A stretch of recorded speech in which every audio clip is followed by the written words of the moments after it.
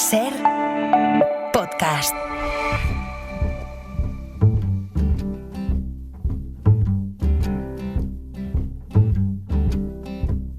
In the water, fire, I'll go wherever you go. In the valley, in the canyons, I'll go wherever you go. Hey love, I'm ready now. Can't you see this riot inside of my veins? Hey love, I'm overcome by desire.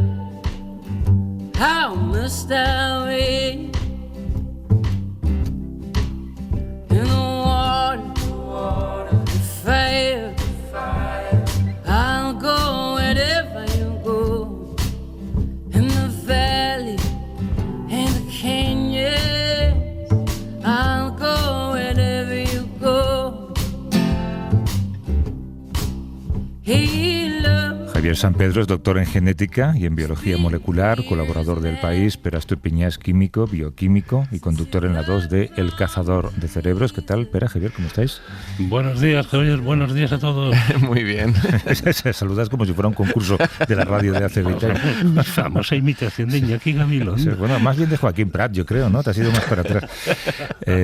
Padre, te refieres. Hay una frase hecha que dice que tendrían que alinearse los planetas, ¿no? Como sinónimo de imposibilidad, y resulta que se han alineado. Sí. Sí, pues no ha pasado nada tampoco. Sí. Bueno, lo de Trump y Zelensky, a lo mejor, ¿no?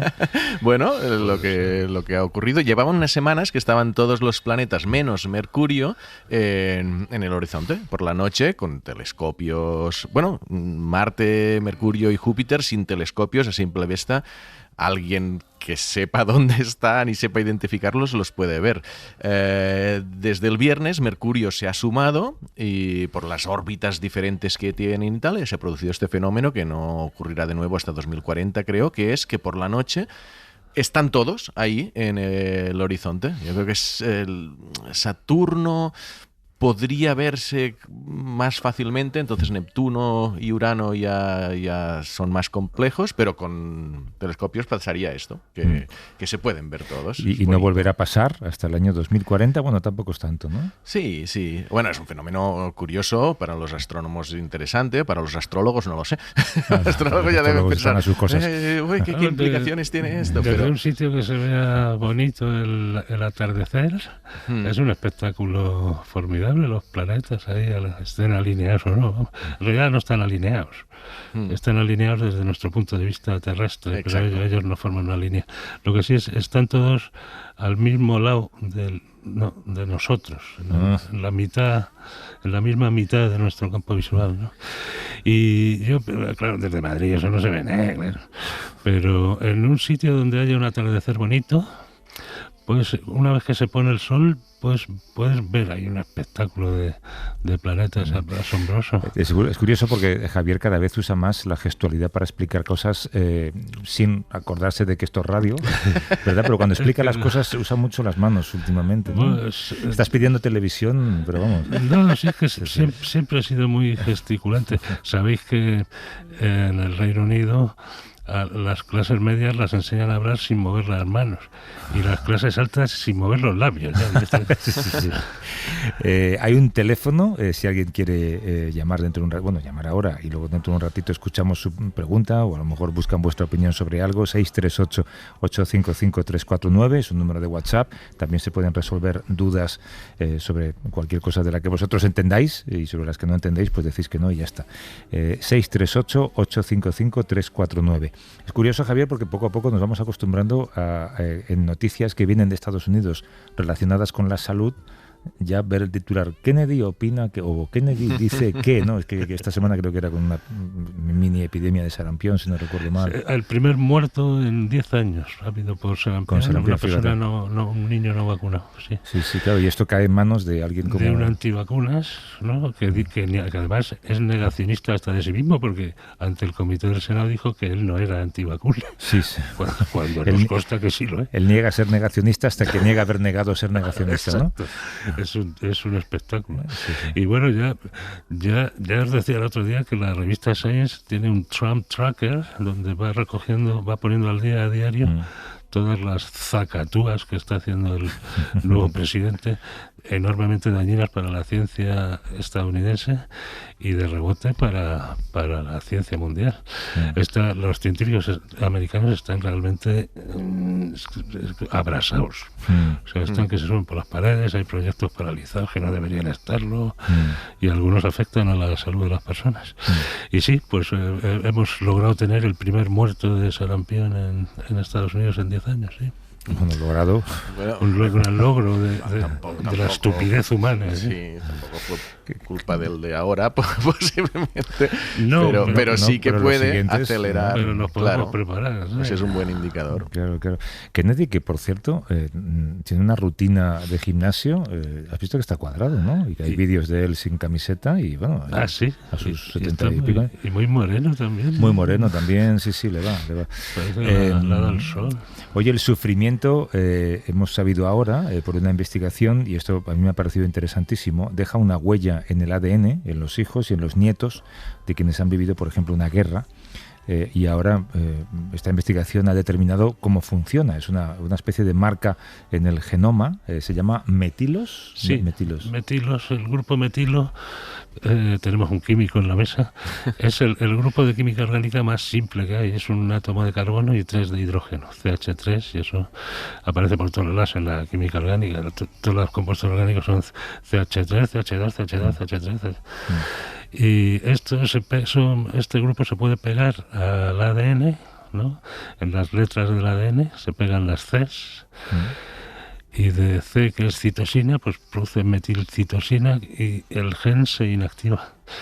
Se empaqueta y se queda inactivo.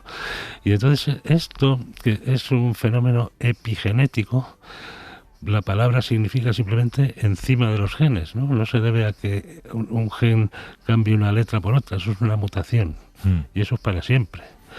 Pero esto son cosas que se le pegan encima a los genes y tienen más o menos estabilidad, o sea, pero resisten a lo largo de las divisiones celulares, ¿no? Los genes se están dividiendo cada vez que se divide una célula, y estas marcas de metilación se resisten y se reproducen en la siguiente generación celular. Y por el mismo fenómeno también pueden pasar a los óvulos o a los espermatozoides y reproducirse en la siguiente generación, y otra vez a los óvulos y a los espermatozoides y en la siguiente generación. Hay evidencias de que hasta la tercera generación, o sea, los nietos, ¿no?, de quien sufre algo. En este caso, es un caso interesante que han trabajado científicas de Jordania, de la Universidad Hachemita de Amán. Es un caso interesante con refugiadas sirias, mujeres que a principios de los 80 sufrieron una de las muchas guerras que ha sufrido Siria en estos años, en una ciudad asediada, destruida, vieron morir a mucha gente a su alrededor, pasaron las de Caín, en fin, los sufrimientos de la guerra, y algunas están refugiadas en Jordania, algunas están vivas y han podido mirar dónde están esas metilaciones, esas inactivaciones epigenéticas de ciertos genes, y también en sus hijas y en sus nietas. Y hay alteraciones epigenéticas y las hay en las nietas. Pero ¿y esto cómo se traduce, digamos, en términos de personalidad, por ejemplo? Bueno, es que no, en este caso no lo sabemos, porque esos genes están por analizar. Hay un precedente de un fenómeno muy parecido, que es el Hunger Winter, el invierno del hambre en Holanda, que ocurrió durante la Segunda Guerra Mundial. Hubo una huelga de ferrocarriles, los nazis cerraron en represalia por la huelga todos los suministros de alimento a una región de Holanda, y pasaron hambre, una población que no estaba acostumbrada a pasarla, ¿no? Era un país rico hasta que empezó la guerra. Y aquí sí se han detectado inactivaciones por metilación en las generaciones siguientes, y estas sí sabemos a qué afecta. O sea, aquí los nietos están afectados de obesidad, intolerancia a la glucosa, diabetes y enfermedad coronaria. ¿En serio? Claro, aquí por el sufrimiento de sus padres, de sus abuelos. Bueno, aquí no es el sufrimiento, es el hambre. Sí. De manera que ante las condiciones de hambre que pasaron los abuelos, claro, los genes, digamos, que se inactivaron, adquirieron una pauta epigenética de metilación tendente a aprovechar toda la poca comida que había lo más posible. Y esto, una vez que se normaliza tu ingesta, lo que te produce es sobrepeso, claro, diabetes y todos los jinetes que podemos derivar de ella. En el caso de las mujeres sirias, no sabemos aún en qué se traduce eso, porque no hay que caracterizar los genes, ¿no? Si lo pensamos, hay algo de lógica, porque la epigenética lo que hace es decir, tú de repente tienes los genes con los que naces y de repente hay una hambruna, tu cuerpo tiene que cambiar, ¿vale? Es decir, algunos genes tienen que desactivarse y otros tienen que activarse para aprovechar mejor la comida, o si vas mucho al gimnasio, pues para producir más músculo, o si vives unas circunstancias diferentes, tiene lógica que haya una regulación genética diferente, incluso en etapas de la vida, en la adolescencia. Lógica tiene, lo que pasa es que esto era una herejía científica. Claro, lo fuerte es esto. Se llama lamarquismo, es una palabra muy fea. ¿Pero por qué una herejía?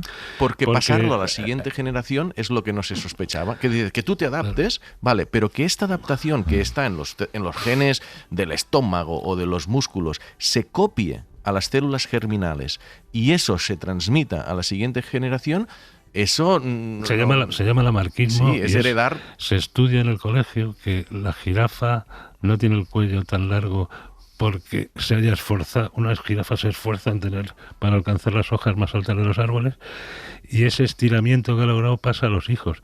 Eso no va así. Digamos que en la lucha clásica, mitológica, entre lamarquismo y darwinismo, se impuso el darwinismo, que es que las mutaciones preceden a la situación, a la necesidad.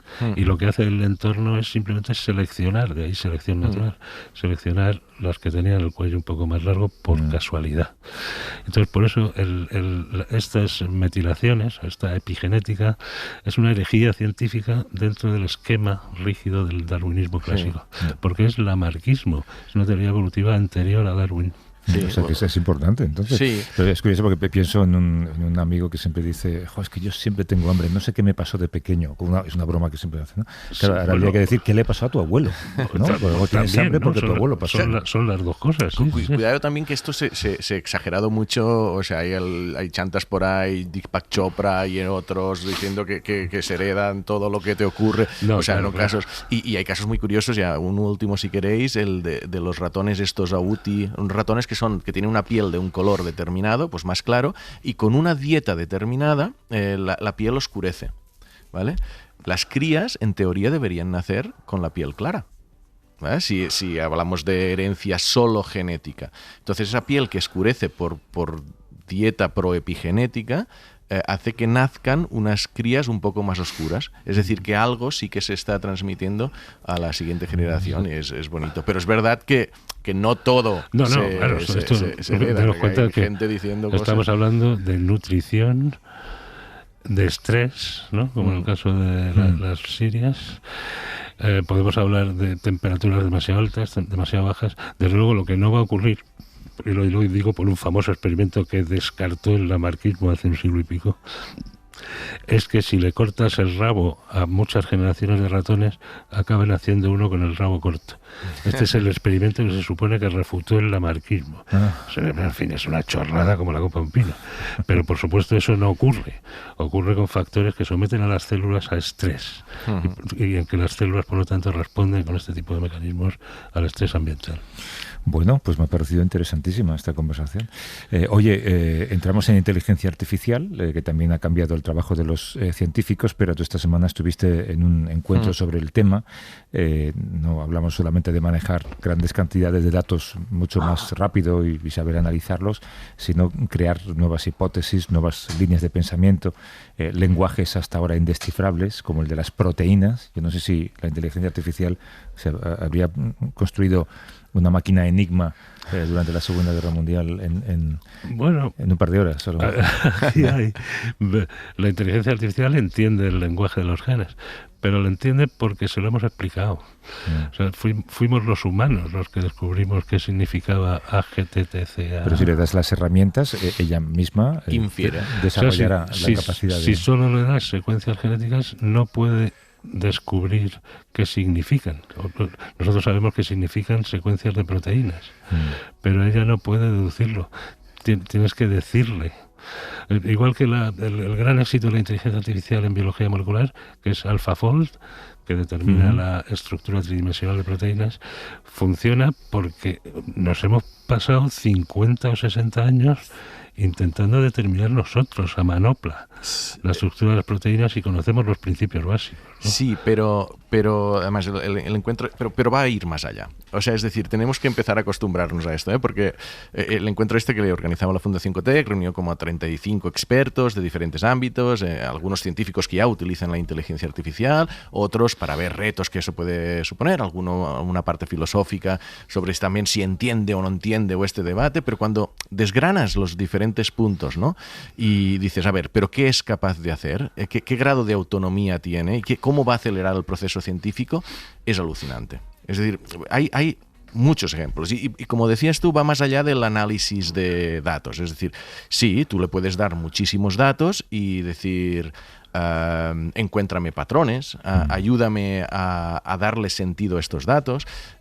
Va más allá en el sentido que te puede dar hipótesis, es decir, encontrar líneas de investigación nuevas. Allí se habló de cómo están utilizando ya en proteómica, es clarísimo con el AlphaFold. Es casi como un chat GPT de proteínas, que le puedes decir, encuéntrame algo que tal, ¿no? Pero ¿cómo va a cambiar el trabajo de los científicos? Claro, sí, les ayuda a buscar papers, pero, por ejemplo, de revisar toda la bibliografía, que es algo que podemos hacer nosotros, pero revisar toda la bibliografía científica que hay sobre un tema y decirle, ayúdame a encontrar nuevas líneas de investigación. Este punto semiautomático, es decir, no va a sustituirnos, no va a ser completamente autónoma. Y esto todos los que estaban en la sala lo reconocían. Pero mejor que un becario, sí. Y más rápido que un becario, sí. De hecho, se habló mucho de talento. Es decir, un jefe de grupo, quizás ahora la inteligencia artificial le está sustituyendo el trabajo de algunos doctorandos. Es decir, que le puede funcionar mejor tener esta inteligencia artificial apoyándole que un doctorando haciendo un trabajo que es más lento, para el que le tienes que pagar, y dices, ¿cómo construimos el talento de las siguientes generaciones? Esto se alió ya.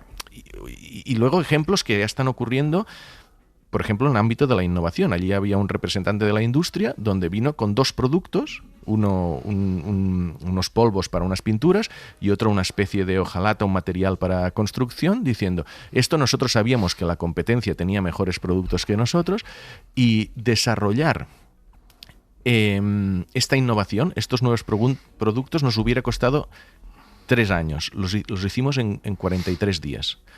Gracias a... en este caso, inteligencia artificial infiriendo propiedades químicas a partir de productos. Es decir, hay un debate filosófico sobre si razona o no razona, piensa o no piensa, si razonar y pensar es lo... razonar sí, pensar no. Química. Pero da igual. Estás enseñando química. Sí, pero da igual, pero sí que es capaz de... A lo que voy es a lo siguiente. Por ejemplo, hay proyectos muy avanzados para entender las expresiones faciales de los animales. Y poder comunicarse con ellos, ¿no? Sí, y ahora vamos a eso. El de los que hablas de reconocer sus expresiones faciales, simplemente. ver si les duele algo, si se encuentran a gusto, si, en fin, hay pequeños movimientos a lo mejor que sí. ¿no? Igual que nosotros lo hacemos con nuestra propia especie, lo hacemos muy bien, ¿no? Tú sabes si alguien está dolorido, está cabreado, está sufriendo por alguna razón. Pero ahora, bien, ¿cómo funcionan estos sistemas de inteligencia artificial para la expresión facial? A partir de una piedra roseta. O sea, nosotros sabemos cuando a una oveja o a una cabra le duele una pierna porque va cojeando. Le puede doler por una enfermedad típica de las ovejas y de las cabras que se llama pie podrido o putrefacción del pie, foot rot. Entonces y además ves que tiene esa enfermedad, ves que está cojeando y ves qué cara pone. Y ahí ya tienes un punto, ¿no? Esta expresión facial significa dolor. Y por las mismas, pues puedes ver que una vaca está placenteramente sentada en un prado y ves qué cara tiene, cuál es la posición de sus ojos, de sus labios, etcétera. Y por eso, luego la inteligencia artificial puede mejorar mucho tu percepción de esos gestos, encontrar, por ejemplo, interpolaciones, extrapolar a otros gestos más exagerados, pero tienes que partir de una piedra roseta. La inteligencia artificial no podría haber traducido el lenguaje jeroglífico de los egipcios al castellano. Primero tienes que tener el castellano. De hecho, tampoco Champollion pudo. Lo que pasa es que se encontró una piedra roseta que es un diccionario de jeroglífico griego. Esa piedra roseta es una cabra cojeando que te indica que su gesto es de dolor y tú puedes aplicar ese patrón a otras cabras. A otras, exacto, en este caso también estaría cojeando, pero ponte una vaca que está placenteramente en un prado, ¿sabes? Y ese gesto lo puedes aplicar a otras vacas para saber si están en una situación placentera antes de que dejen de estarlo. Sí, o sea, puedes, digamos, acelerar mucho las cosas. Pero ¿y podrías saber, por ejemplo, lo que está pensando un perro? En el ejemplo que he puesto, pues a ver si le duele algo o si se encuentra bien, ¿no? Ahora, ¿qué está pensando un perro? ¿Cómo lo haríamos? Necesitaríamos una piedra roseta que como, por ejemplo, traduzca los ladridos o gemidos o aullidos del perro a un pensamiento concreto. Entonces, a partir de ahí, la inteligencia artificial puede tirar para adelante. Claro. Pero ¿cómo traduces el lenguaje de las ballenas? La inteligencia artificial puede ayudar, pero si no tienes un diccionario... El diccionario, claro. Vale, pero puede crear el diccionario. Es decir, no puede. Patrones, al final lo que hace nuestro cerebro también es interpretar patrones. Es decir, hay una inteligencia artificial de hace unos años que es este machine learning de encontrar patrones de una manera mucho más eficiente, y ahora está la generativa que te permite incluso inferir nuevas propiedades. Esto, a lo que es la ciencia, más allá de saber si está pensando o no está pensando, a nivel práctico te da una serie de opciones. Al final la inteligencia artificial lo que hace es gestionar información, que como tú dices, gestionar información que ya tenemos hecho, que la hemos hecho nosotros, pero lo hace de una manera tan muchísimo más eficiente que nosotros, que le puedes dar toda la información que hay sobre cáncer y te la podrá gestionar mejor de la que ha un premio Nobel. Eso está claro. Ahora, para entender el lenguaje de las ballenas o de las urracas, necesitas un diccionario, una piedra roseta para empezar. Porque si no, tú puedes encontrar patrones en el canto de los pájaros. Mira, estos son patrones, encontrar patrones musicológicos realmente, ¿no? Eso pero tienes que saber qué significan. Tienes que saber qué significan. Alguien se tiene que ocupar de saber a qué comportamiento del pájaro se asocia esa serie de sonidos. Claro, tú lo que estás poniendo sobre la mesa es el ejemplo de la caja china. Que la caja china en inteligencia artificial es un ejemplo muy clásico de que tú puedes poner un tío con un diccionario dentro de una caja, chino-español, y viene alguien y le dice casa. Y como mira el diccionario, y sin saber chino, como mira el diccionario, te dice lo que es en chino. Entonces tú tienes la percepción de que esa caja sabe chino, porque te lo está haciendo bien. Chino porque tiene un tío con un diccionario. Vale, pues, esto se llama la habitación china, la formuló un filósofo que se llama Searle, un filósofo de Estados Unidos, y lo que pretendía es demostrar que es imposible que la mente surja de un grupo de neuronas actuando conmigo. O sea que no me vale el ejemplo para nada. No, para las ballenas, sí. Oye, pues volveremos a esto, porque claramente es un debate interesantísimo. Tenemos gente que quiere plantear alguna cuestión con vosotros. Y luego tengo que comentarte una cosa, Javier, para pedirte tu opinión sobre algo que vi ayer. Primero, no sé, sobre topología cuántica. En Valladolid, Monse, ¿qué tal? Monse, buenos días. Hola, buenos días. ¿Qué tal? Lo primero, felicitarlos a todos por el programa y encantada de que haya una sección de ciencia. Muchas gracias. Mira, como estábamos hablando de la herencia genética, las modificaciones genéticas, pues siempre nos ha surgido el tema entre amigos de la calvicie de los hombres, que parece que será ahora más frecuente que antes. Y siempre se hablaba a nivel coloquial que era una adaptación, porque el pelo ya no se necesitaba. Pero mi duda surge por qué en el caso de las mujeres no es así o no es tanto así. Se supone que tampoco lo necesitamos ya. Muchas gracias. Gracias a ti, Monse. Un abrazo. Bueno, recuerda, Monse, la selección sexual, ¿no? La razón de que tengamos una mata de pelo nunca ha sido su gran utilidad práctica, sino que lo bien que sienta, le gusta el otro sexo, ¿no? Y entonces el que no se reproduce no pasa sus genes a la siguiente generación. Sí. Es la cola del pavo real, ¿no? ¿Cómo puede evolucionar una cosa tan molesta, tan poco práctica, que además cualquier depredador te va a ver a 500 metros? Es verdad, que es como una pancarta casi, ¿no? Es porque le gustan las pavas. Porque un macho, para desarrollar todo ese abanico... Estás hablando de pavos, todavía hay pavas, ¿no? De pavos y pavas. Bueno. Todo ese abanico de colores y formas tiene que estar en muy buena salud. Y por lo tanto sus genes deben ser muy buenos. Vale. Y las pavas, sin saber genética... Pero entonces en un mundo de calvos igual nos quedamos sin... Pero si a lo mejor los calvos empiezan a gustar ahora... Claro, se me ocurre una contradicción porque en principio la calvicie más habitual entre hombres es la andrógena, la que es por altos niveles de testosterona. Y en mujeres. Y en mujeres, si de repente tuvieran altos niveles de testosterona, también les cae... Que las que tienen se pierden pelos. Pierden pelo. Entonces sería casi contradictorio eso, tener altos niveles de testosterona y perder la cabellera, que es lo que te da atractivo sexual. Aquí parece es verdad. Eso sí es verdad. ¿Qué haces con esa testosterona que te sobra? Hacer los hijos más jóvenes, ¿no? Es que os apareáis demasiado tarde. Dijo un soltero sin hijos. Josefina, de Campo de Criptana, en Ciudad Real. ¿Qué tal, Josefina? Buenos días. Hola, buenos días. ¿Qué tal todo? Encantada de oíros por aquí, porque mis domingos son especiales por vosotros. Bueno, no será para tanto, pero te lo agradezco. Sí, te lo digo. Pues adelante, Josefina. Bueno, mira, yo quiero saber por qué los niños de los 60, que soy yo una de ellas, teníamos en todas las casas calcio 20. ¿Por qué nos daban calcio 20? Eso nos ha perjudicado, nos ha beneficiado. Porque eso estaba buenísimo para empezar. Sí, pero ¿por qué? Todos teníamos el calcio 20 ahí en nuestra cocina y nuestras madres, venga, el calcio. Sí, ¿Por qué? Nunca he sabido por qué hacíamos eso, nos daban eso. Vale. Gracias, Josefina. Un abrazo. ¿Había un déficit de calcio? Pues la verdad es que no lo sé yo tampoco. El calcio, los alimentos ricos en calcio son leche, lácteos, huevos, ¿no? Y de eso, pues no falta. Si de algo faltaba, no era de eso precisamente. Pero es verdad que en mi casa, además encima de la nevera, me acuerdo, para que no la alcanzara yo.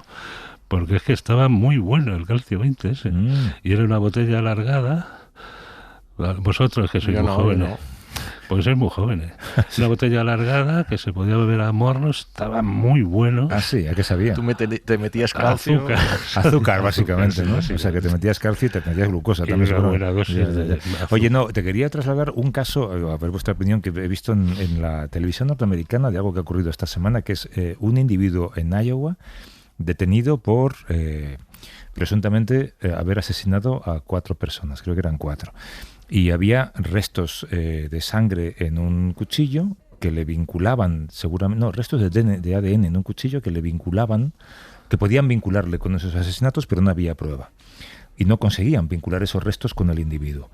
Pero suben esos restos a una de estas empresas que por internet analizan tu genética, en este caso creo que era Ancestry.com, entonces se llama, ¿no? Y la empresa les comunica que en efecto el ADN del asesino es el de esta persona.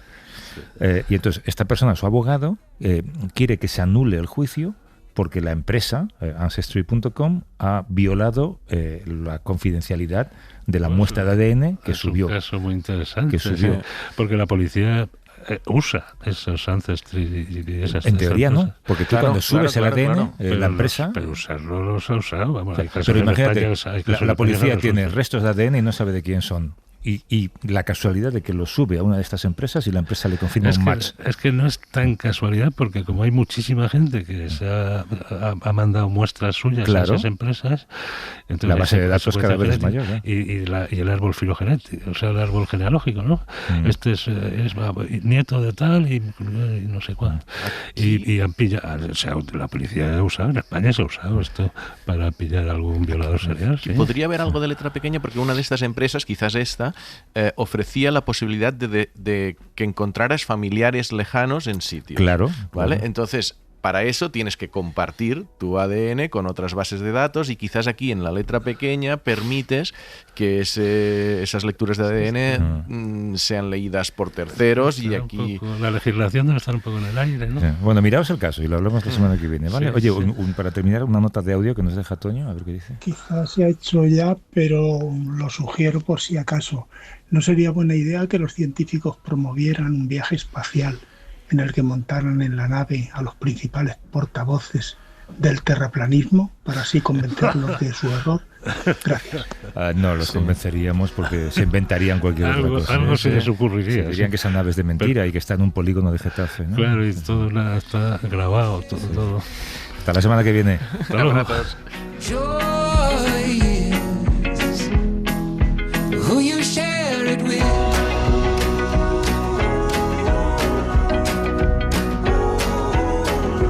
Who you share it with.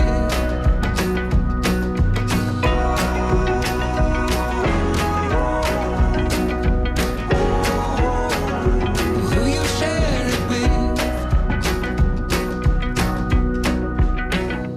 Para no perderte ningún episodio, síguenos en la aplicación o la web de la SER, Podium Podcast o tu plataforma de audio favorita.